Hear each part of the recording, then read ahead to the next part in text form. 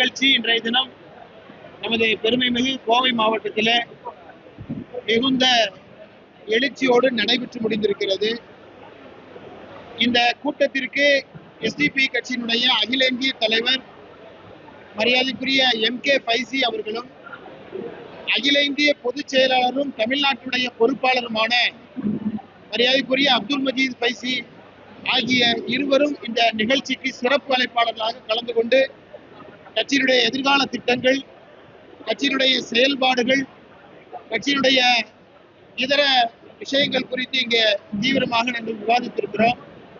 இந்த கூட்டத்திற்கு வருகை தந்திருக்கிற எனது பாசத்திற்குரிய கோவை ஊடக நண்பர்களை இந்த தலைவர்கள் சங்கம நிகழ்விற்கு வருக வருகவென உங்களை ஆரம்பமாக நான் வரவேற்றுக் கொள்கிறேன்.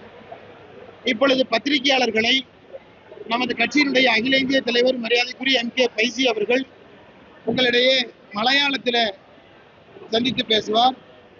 அதுக்கப்புறம் தேவைப்பட்ட அதனை மொழியாக்கம் செய்து சொல்லுகிறேன்.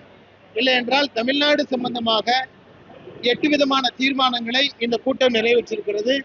அது பற்றியும் தலைவருடைய அந்த உரைக்கு பின்பாக நான் உங்களிடத்தில் விரிவாக சொல்லுகிறேன். Good afternoon. SPP national committee തീരുമാനപ്രകാരം നടത്തുന്ന ലീഡേഴ്സ് കോൺക്ലേവ് പ്രോഗ്രാമാണ് ഇന്നിവിടെ കോയമ്പത്തൂരിൽ നടന്നത്. ഈ കോൺക്ലേവ് ദേശീയ തലത്തിൽ പാർട്ടി വളരെ സജീവമായി വരാനിരിക്കുന്ന ലോക്സഭാ തെരഞ്ഞെടുപ്പ്, വിവിധ സംസ്ഥാനങ്ങളിലെ അസംബ്ലി, ലോക്കൽ ബോഡി ഇലക്ഷനുകൾ,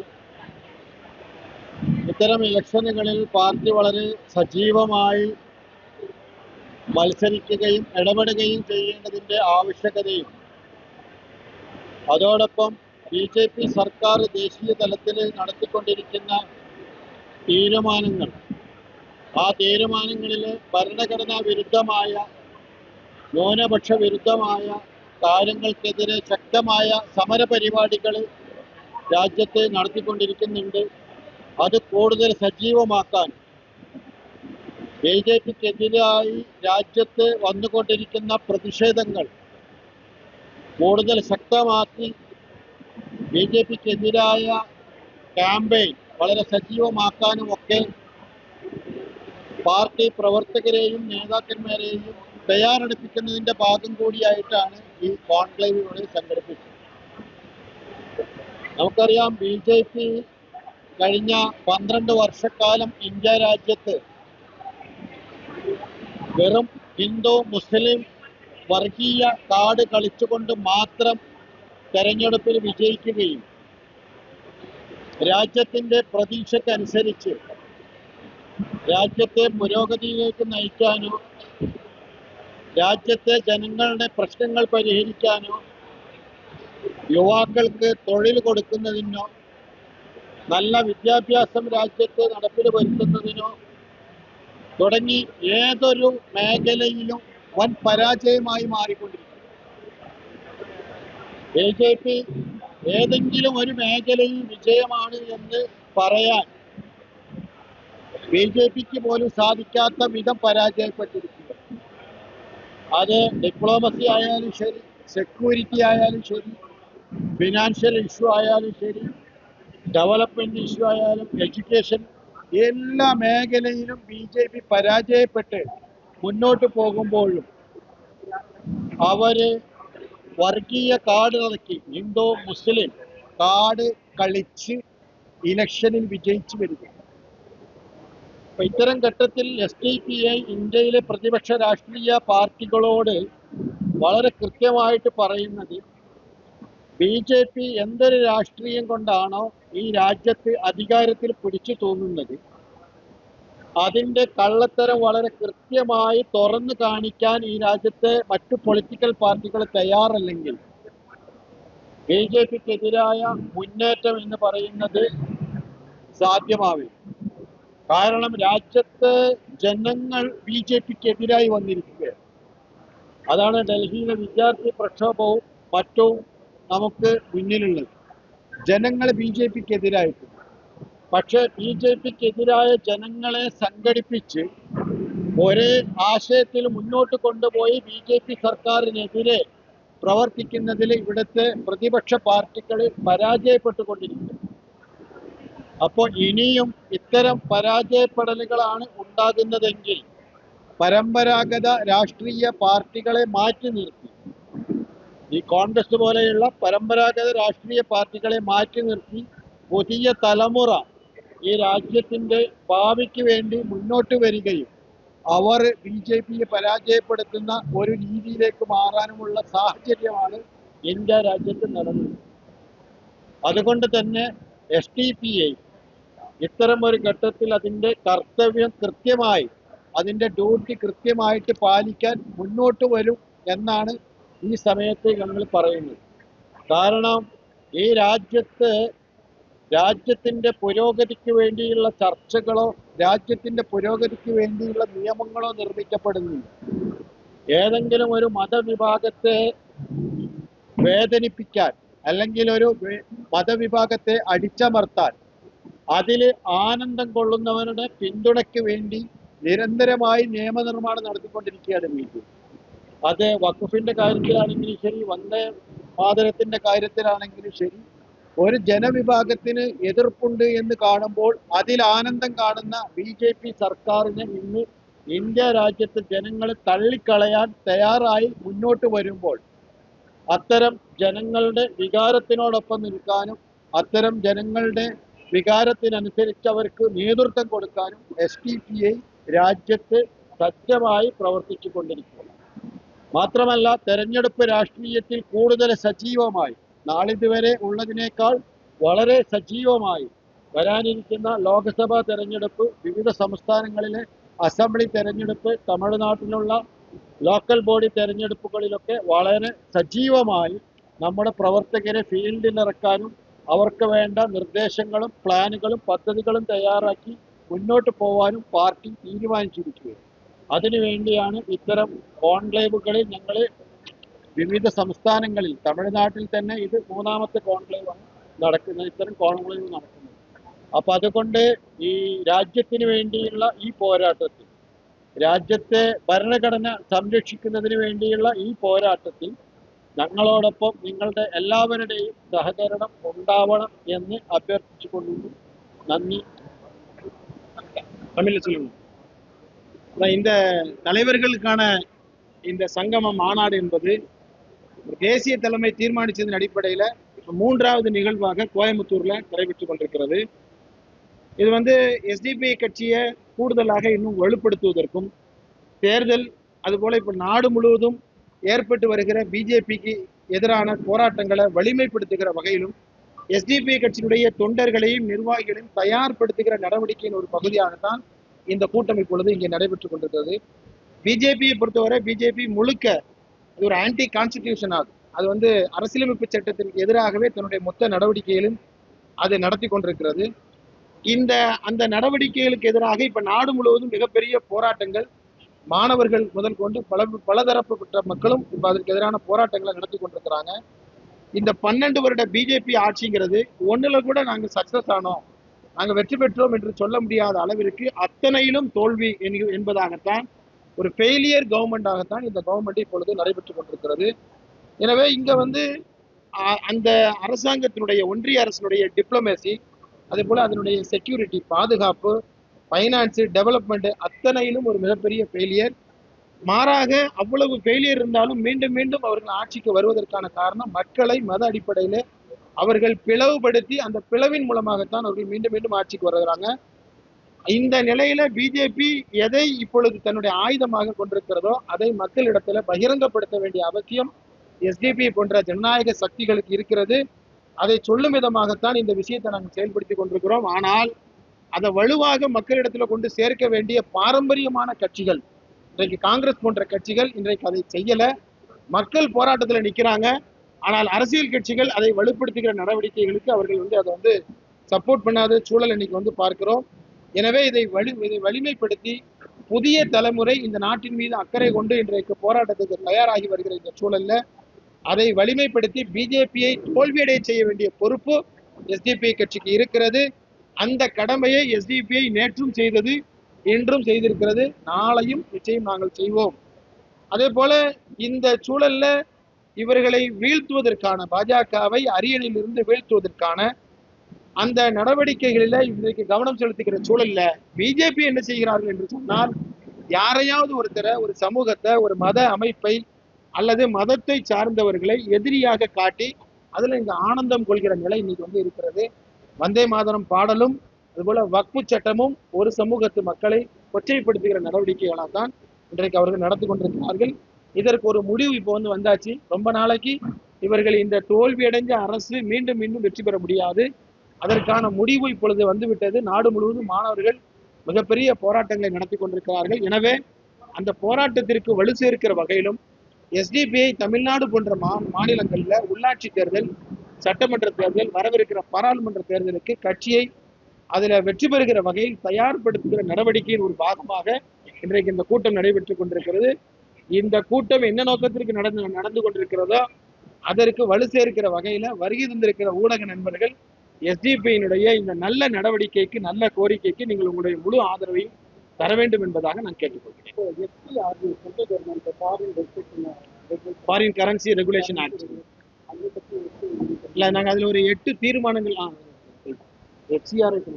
എഫ്സിആറിനെതിരായിട്ട് നമ്മൾ നാഷണൽ തലത്തിൽ ഒരുപാട് പ്രോഗ്രാമുകൾ സെൻട്രൽ ഗവൺമെന്റ് ഈ രാജ്യത്തെ ചില മൈനോറിറ്റി വിഭാഗങ്ങൾ നടത്തുന്ന ഇൻസ്റ്റിറ്റ്യൂഷൻസ്, ഹോസ്പിറ്റൽസ് ഇതെല്ലാം അവസാനിപ്പിക്കുന്നതിന് വേണ്ടി, പ്രത്യേകിച്ച് വില്ലേജ് തലങ്ങളിൽ പ്രവർത്തിക്കുന്ന NGO-കളെ ഇല്ലാതാക്കുന്നതിന് വേണ്ടിയാണ് FCRA ചട്ടം ഭേദഗതി ചെയ്യുന്നത്. അപ്പോൾ അതുകൊണ്ട് തന്നെ ഞങ്ങൾ FCRA ചട്ടം ഭേദഗതി ചെയ്യുന്നതിന് എതിരാണ്. ഞങ്ങളുടെ സ്റ്റാൻഡ് വളരെ ക്ലിയറാണ്. ഞങ്ങളത് വളരെ ക്ലിയറായിട്ട് പറഞ്ഞു. അതിനുവേണ്ടി നടത്തുന്ന എല്ലാ പരിപാടികളിലും SDPI ஒரு கட்சியாയിട്ട് തന്നെ അതിൻ്റെ കൂടെ. FCRA சட்டம் இந்தியா முழுவதும் இருக்கிற சேவை அமைப்புகளை வந்து முடக்குவதற்காக வேண்டி, அதுவும் குறிப்பாக கிராமப்புறங்களில் கல்வி, மருத்துவம் போன்ற சேவைகளை செய்கிற அந்த சமூக மக்களுடைய அந்த நடவடிக்கைகளை முடக்குகிற விதமாகத்தான் இப்பொழுது FCRA, foreign currency regulation act வந்து கொண்டு வரப்படுகிறது. அந்த சட்டம் நாடாளுமன்றத்தில் பாஸ் ஆகுறதுக்கு முன்னால இருந்தே SDP அதை வந்து வலுவாக நாங்கள் எதிர்த்து கொண்டிருக்கிறோம். இந்த நடவடிக்கை ரொம்ப ஆபத்தானதுங்கிறத மக்கள் மன்றத்தில் எடுத்து சென்றிருக்கிறோம். இது சம்பந்தமாக இந்தியா முழுவதும் நடைபெறுகிற போராட்டங்கள்ல SDPயும் அது ஒரு பாகமாக நின்று அந்த சட்டம் அதுல எந்த விதமான திருத்தமும் கொண்டு வரப்படக்கூடாது என்பதில் வலுவாக SDP அதை எதிர்க்கிறது. CJPக்கு എക്സാമിനെതിരായിട്ടുള്ള സ്റ്റാൻഡ് ഞങ്ങളുടെ മിനിസ്റ്ററെ റിസൈൻ பண்ணണം എന്നുള്ളതായിരുന്നു. അത് ഞങ്ങൾ കറക്റ്റായിട്ട് പറഞ്ഞിട്ടുണ്ട്. BJP എന്ന കക്ഷിയായിട്ട് സഹകരിച്ച് ഞങ്ങൾ പ്രൊട്ടസ്റ്റിൽ പങ്കെടുത്തിട്ടുണ്ട്. പക്ഷെ അവരെ ഉന്നയിച്ച ഡിമാൻഡുകൾ, നീറ്റ് എക്സാമോ റിലേറ്റഡ് ആയിട്ടുള്ള ഡിമാൻഡുകൾ പൂർണ്ണമായിട്ട് നമ്മൾ സപ്പോർട്ട് ചെയ്തിട്ടുണ്ട്. ആ രീതിയിൽ അവർ ചെയ്തിട്ടുണ്ട്. പാർട്ടിയായിട്ട് നമ്മൾ ഒരു സപ്പോർട്ട് ചെയ്തു.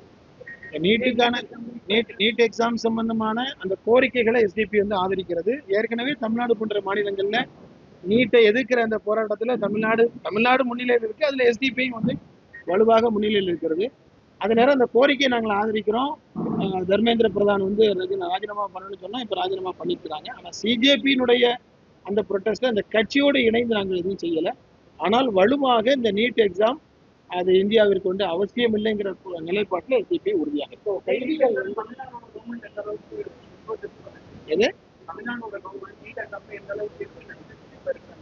இல்ல, அதுக்கு எதிராக சட்டமன்றத்தில், அதாவது இது வந்து ஒரு தமிழ்நாடு கவர்மெண்ட் என்பதை தாண்டி இது வந்து தமிழக மக்களுடைய கோரிக்கை. ஏன்னா நீட் இவ்வளவு பெரிய ஆபத்துங்கிறது இன்னைக்குதான் CJP மற்ற வட மாநிலங்கள் எடுக்கிறாங்க. ஆனா அந்த நீட்டு கொண்டு வந்த காலத்துல இருந்து எங்களுக்கு அதுல ஒரு சிறப்பு விலக்கு வேணும், இல்லைன்னா ஒண்ணு பேன் நீட்டுங்கிறதுல வந்து ரொம்ப தெளிவாக இருந்த மாநிலம் தமிழ்நாடு. இன்னைக்கும் ஒட்டுமொத்த தமிழக மக்களும் அதுக்கு ஆதரவாக இருக்கிறாங்க. அந்த வகையில அந்த மக்களுடைய நிலைப்பாட்டிற்கு ஆதரவாகத்தான் ஒரு அரசு இருக்க முடியும். அந்த அடிப்படையில் தான் சட்டமன்றத்துல நீட்டுக்கு எதிராக தீர்மானங்களும் நிறைவேற்றப்பட்டிருக்கு. அது வரவேற்கத்தக்க ஒன்று. கடந்த ஆட்சியில் வந்து திரைக்கல்வியை விடுதலை அதை நாங்க ஏற்கனவே தொடர்ந்து சொல்லிட்டு இருக்கோம். அந்த கூட்டத்திலேயே ஒரு தீர்மானமா நிறைவேற்றிருக்கிறோம். அதாவது சிறுபான்மை முஸ்லீம் ஆயுள் சிறைவாசிகள் ஏறத்தாழ 28 ஆண்டுகளாக, சாதாரண ஒரு சதி அல்ல, மிகப்பெரிய சதி. கோயம்புத்தூர்ல நடத்துற எல்லா பிரஸ் மீட்லையும் நாங்க சிறைவாசிகள் விடுதலை பற்றி தொடர்ந்து சொல்லிட்டு இருக்கிறோம். கடந்த அரசு அதுல ஒரு பாதி பேர் அதுல வந்து விடுதலை செய்தாங்க. கொஞ்சம் பேருக்கு வந்து அதுக்கான பரோல்கள் கொடுத்தாங்க. அதுக்கப்புறம் திரும்ப பரலாக என்கின்ற நடைமுறையை கொண்டு வந்தாங்க. ஆனால் இந்த தேர்தலுக்கு முன்பு சிறைக்கு சென்ற இடத்துல ஒரு 15 பேர் இப்பொழுது அவர்கள் வந்து பரோல் இல்லாம இருக்கிறாங்க. இந்த அரசுக்கு நாங்கள் வலுவாக கோரிக்கை வைப்பது, எந்த சட்டத்துக்களும் இல்லை, யாரும் எதிர்க்க போறது இல்லை, நேரடியாகவே தமிழ்நாடு அரசு தன்னுடைய அந்த அதிகாரத்தை பயன்படுத்தி அத்தனை பேரையும் பொது மன்னிப்பின் அடிப்படையில, கருணை அடிப்படையில எல்லோரையும் விடுதலை செய்ய வேண்டும். இதில் கவர்னர் தடை என்றெல்லாம் சொல்வதற்கோ, பிஜேபி இதுக்கு எதிராக பிரச்சாரம் செய்வதுன்னு சொல்றதுக்கோ எந்த இடமும் இல்லை. அதோடு சேர்ந்து எப்பொழுது அந்த வழக்கில் அவர்களுக்கு முடியுமோ அதுவரை காலவரையற்ற பரோலை பேரறிவாளனுடைய வழக்குல கொடுத்தது போல இந்த ஆயுள் சிறைவாசிகளுக்கு உடனடியாக கொடுக்கணும். சிறை சென்று 4-5 மாதங்கள் ஆகிறது. அந்த குடும்பம் அப்படியே தத்தளிக்கிறாங்க. 2.5 வருஷம் வெளியில இருந்தாங்க. 4 மாசம் ஜெயில போயிட்டு அந்த குடும்பம் என்னத்துக்கு ஆகுங்கிறது நமக்கு எல்லாம் தெரியும். எனவே சொல்லனா துயரங்களை அந்த குடும்பங்கள் அனுபவித்துக் கொண்டிருக்கிறது. அவர்கள் செய்வதறியாது திகைக்கிறார்கள். எனவே தமிழக அரசு மாண்புமிகு ஜோசப் விஜய் தலைமையிலான இந்த அரசு அவர்களை பரோல்ல, நீண்டகால பரோல்ல விடுதலை செய்யணும். உடனடியாக பரலோக இருக்கணும். உடனடியாக அவர்களை போர்க்கால அடிப்படையில் விடுதலையும் செய்ய வேண்டும் என்பதை இந்த அரசுக்கு நாங்கள் வலுவான கோரிக்கையாக கொண்டு வந்திருக்கோம். எல்லா தீர்மானம் ஏற்கனவே ஒரு மண்டல கூட்டங்களையும் கொண்டு வந்திருக்கிறோம். இந்த மண்டலத்திற்கு தேவையான அளவில் நாங்கள் ஒரு 8 தீர்மானம் நிறைவேற்றிருக்கிறோம். அதுல ஒண்ணு வந்து கோவையில வந்து சிறு தொழில்களை பாதுகாப்பதற்கான வேண்டி ஒரு மூலப்பொருள் வங்கி இங்கே வந்து கொண்டு வரப்பட வேண்டும். அது இந்த தொழில்களை வளர்ப்பதற்கு வாய்ப்பா இருக்கும். அதே போல சிறு தொழில்களை, இது எல்லாமே தொழில் ஜோன் தானே, சிறு தொழில்களை பாதுகாப்பதற்காக வேண்டி வட்டியில வந்து அவங்களுக்கு மானியம் கொடுக்கணும். ஜிஎஸ்டியில இந்த ஏரியாவுக்கு தகுந்தாற் கூட ஒரு சீரமைப்பு தரணும். மின் கட்டணத்துல அவங்களுக்கு ஒரு சலுகை வழங்க வேண்டும் என்கிற 2வது தீர்மானம். 3வதாக போதைப் பொருள் பழக்க வழக்கம், அது பெரிய கவலையோடு இருக்கு. எஸ்டிபி இந்த கூட்டத்தின் வாயிலாக அந்த அச்சுறுத்தலை நாங்கள் கவலையோடு கண்டனமாக நாங்கள் இந்த தருணத்தில் பதிவு செய்ய கடமைப்பட்டிருக்கிறோம். அதை போர்க்கால அடிப்படையில் தடுக்க வேண்டும். அதே போல கர்நாடகாவில் இப்போ 3 தொழிலாளர்கள் சுட்டுக் கொல்லப்பட்டிருக்கிறாங்க. வனத்துறை செய்தது மிகப்பெரிய ஒரு அநீதி. அதை வந்து தட்டி கேட்கக்கூடாது என்று கூட, அதை எதிர்க்கக்கூடாது, அவர்கள் நீதி தரக்கூடாதுன்னு சொல்லி இன்றைக்கு கர்நாடக மாநிலத்துடைய முதலமைச்சர் சிவகுமார் அவர்கள் வந்து சொல்லியிருக்கிறாங்க. அது வந்து தமிழர்களுடைய உரிமையை நாங்கெல்லாம் என்னாலும் செய்வோம், அது கேட்கறதுக்கு யாரும் இல்லை என்று சொல்வது வந்து அது ஒரு நல்ல முதலமைச்சருடைய செயல்பாட்டுக்கு அது வந்து அழகல்ல. அது வன்மையாக நாங்கள் கண்டிக்கிறோம். இறந்து போனவர்களுக்கு நீதி கிடைக்க வேண்டும், அவருடைய குடும்பத்திற்கு வந்து இழப்பீடு தர வேண்டும். இஷ்டத்துக்கு சுட்டுட்டே போகும்னு சொல்வதை ஒரு பொழுதும் நாங்கள் ஏற்றுக்கொள்ள முடியாது. ஏற்கனவே இப்படிதான் ஆந்திராவில் 20 தமிழர்கள் மரமிட்ட போனாங்கன்னு சொல்லி ஏழை தொழிலாளர்களை அவர்களை வந்து சுட்டு கொன்ற நடவடிக்கை இன்னைக்கும் நம்முடைய மனசுல பசுமரத்தாணி போல இருக்குது.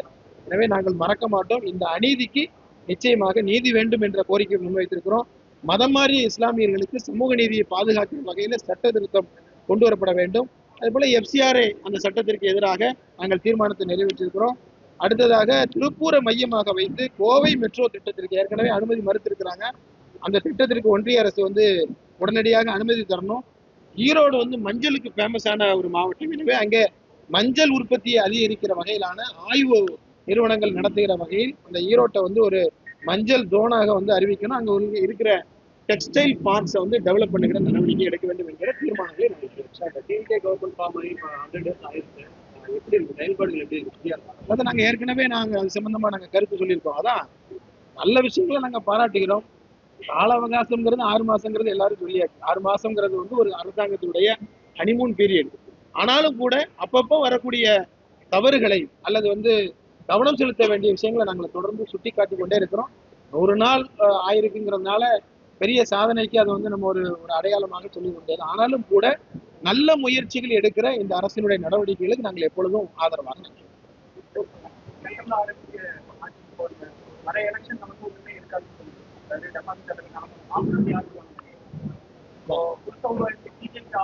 சென்ட்ரல்ல நீங்க பிஜேபி தோற்கணும், அப்போசிஷன்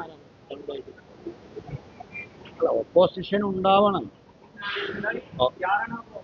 അല്ല അത് ബിജെപി അല്ല, ഒപ്പോസിഷൻ വരണം. ഇപ്പോ ആളുകൾ ഇലക്ഷൻ സമയത്ത് ഓട്ടോമാറ്റിക് കോൺഗ്രസ് എന്ന് പറയും. ആളുകൾ സീരിയസ് ആണ്, കോൺഗ്രസ് സീരിയസ് അല്ല. പക്ഷെ ഇപ്പോൾ ആളുകൾ മൊത്തം പ്രക്ഷോഭമായിട്ട് തെരുവിലിറങ്ങിയിരിക്കുക. അപ്പോൾ ഇന്ത്യയിലെ എല്ലാ പൊളിറ്റിക്കൽ പാർട്ടികളും വളരെ സീരിയസ് ആയിട്ട് ആലോചിച്ച് ഒരു കക്ഷിയായി, ഒരു അലയൻസ് ആയിട്ട് മുന്നോട്ട് വരേണ്ടത്. അല്ലെങ്കിൽ ആളുകൾ അത് അവഗണിച്ച് പുറത്തു പോയി വേറെ രീതിയിൽ വരും. അപ്പൊ അത് ഏത് പാർട്ടി വരും എന്ന് ഇപ്പൊ പറയാൻ പറ്റില്ല. அதுக்கு நீங்க என்ன செய்யும்? அதுதான் இப்ப தலைவர் சொல்றது என்னன்னா, அதுக்கு எதிராக அப்போசிஷன்ங்கிறது வந்து ஒரு கேள்விக்குறியாக இருக்கிறது. ஜனநாயக சக்திகளோடு மதச்சார்பற்ற சக்திகளுக்கு ஒரு ஒருங்கிணைப்பு இல்லைன்னு ஏற்கனவே நாங்க இந்தியா அலையன்ஸுக்கு முன்னாலே தொடர்ந்து சொல்லிட்டே இருந்தோம். ஆனால் இப்போதைய சூழல்ல மக்களே இப்போ வந்து பொது வழியில வந்திருக்கிறாங்க. மக்கள் தான் இப்போ இந்த போராட்டத்தை சிஜேபிங்கிறது மாணவர்களாக வந்து ஒரு பெரிய மாற்றத்தை வந்து ஒரு பெரிய அளவுல பிஜேபிக்கு ஒரு பெரிய செட்பேக்னு சொல்ல முடிகிற அளவிற்கு ஒரு அமைச்சர் ரிசைன் பண்ணிக்கிற அளவிற்கான நடவடிக்கை வலுவா செய்தாங்க. எனவே இது கொஞ்சம் கொஞ்சமா இந்த 3 வருஷம் இருக்குது. கண்டிப்பாக இந்த 3 ஆண்டுகள்ல இந்த எதிர்ப்பு வந்து ஒரு திரட்சியாக மாறும். பாஜக அரசு கண்டிப்பாக பதில் சொல்லணும். கடந்த பிரஸ் மீட்லயே தலைவர் சொன்னாங்க, தர்மேந்திர பிரதான்ங்கிறது வந்து ஃபர்ஸ்ட் விக்கெட்டு. இன்னும் கொஞ்ச நாள்ல 3 வருஷத்துல ஆல் அவுட் ஆயிருவாங்க. இந்த கவர்மெண்ட் டோட்டலா ஆல் அவுட் ஆகி எல்லாருமே ஃபெயிலியர் ஆயிருவாங்கிற நிலைக்கு வந்து கண்டிப்பாக வரும் என்று சொன்னாங்க.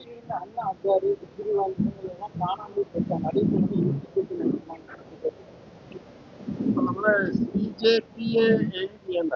BJP വളരെ കുറച്ച് ആളുകൾ പെട്ടെന്ന് കൂടിയ ഒരു ആള്. BJP അല്ല പ്രശ്നം. പോയിന്റ് BJP വന്നപ്പോ BJP-യെ സപ്പോർട്ട് ചെയ്ത് കോടിക്കണക്കിന് യൂത്ത് വന്നില്ല. അതാണ് ഹോപ്പ്. BJP ചിലപ്പോൾ ഉണ്ടാവാം, കണ്ടിന്യൂ ആവാം, നിൽക്കാം, ഒഴിവാവാം. അത് നമ്മൾ വേണത് എന്ന് വെച്ചാൽ ഇന്ത്യയിലെ യൂത്ത് പ്രൊട്ടസ്റ്റ് ചെയ്യാൻ റെഡിയാണ്. ഇന്ത്യയിലെ യൂത്ത് BJP-ക്കെതിരാണ്. അതാണല്ലോ മുന്നിലുള്ളത്. അപ്പൊ അവരെ ശരിയായ രീതിയിൽ യൂട്ടിലൈസ് ചെയ്യാനാണ് ഈ മെയിൻ പൊളിറ്റിക്കൽ പാർട്ടികൾ വരുന്നത്. അത്തരം പൊളിറ്റിക്കൽ പാർട്ടികൾ ഈ യൂത്തിനെ, ഫ്രസ്ട്രേറ്റഡ് ആയിട്ടുള്ള ഇന്ത്യൻ യൂത്തിനെ ശരിയായ രീതിയിൽ ചാനലൈസ് ചെയ്ത് BJP-ക്കെതിരെ തിരിക്കണം. അതിനു വേണ്ടിയുള്ള പ്രഷറാണ് SDPI പോലെയുള്ള കക്ഷികൾ നടത്തുന്നത്. അതിനുമേൽ പ്രഷർ ചെയ്യണം. അങ്ങനെ എല്ലാവരും ഒരുമിച്ച് നിൽക്കണം. അതാണ്.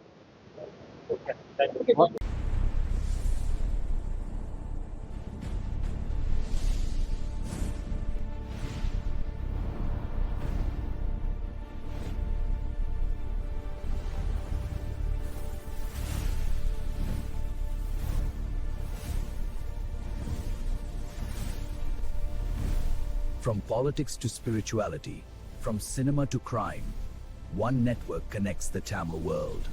This is UTamil.